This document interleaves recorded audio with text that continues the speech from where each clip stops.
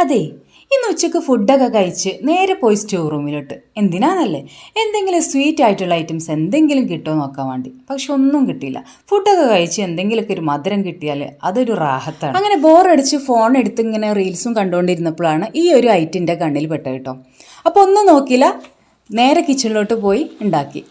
ആദ്യം കരുതി ഒരു പഴം വെച്ചുണ്ടാക്കാം, പിന്നെ തോന്നി അത് ഉണ്ടാവില്ല എന്ന് കരുതി 2 പഴം എടുത്തു, 2 ശർക്കര എടുത്തു, കുറച്ച് തേങ്ങാപ്പാലും. ഇനി ഒരു പാത്രം എടുത്തിട്ട് അതിലേക്ക് നേന്ത്രപ്പഴം കട്ട് ചെയ്തിട്ട് കൊടുക്കുക. അത് വേവാൻ വേണ്ടിയിട്ടുള്ള കുറച്ച് വെള്ളം ഒഴിച്ചു കൊടുക്കുക. മൂടി വെച്ചിട്ട് നന്നായിട്ട് വേവിച്ചെടുക്കാം. പഴം അത്യാവശ്യം വെന്തതിന് ശേഷം നമുക്ക് ശർക്കര പാനി ഒഴിച്ചു കൊടുക്കാം.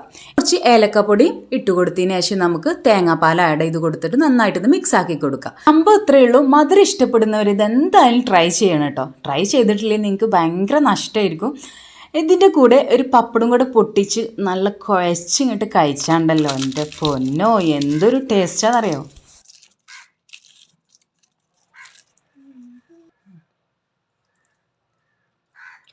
നല്ല ടേസ്റ്റ്.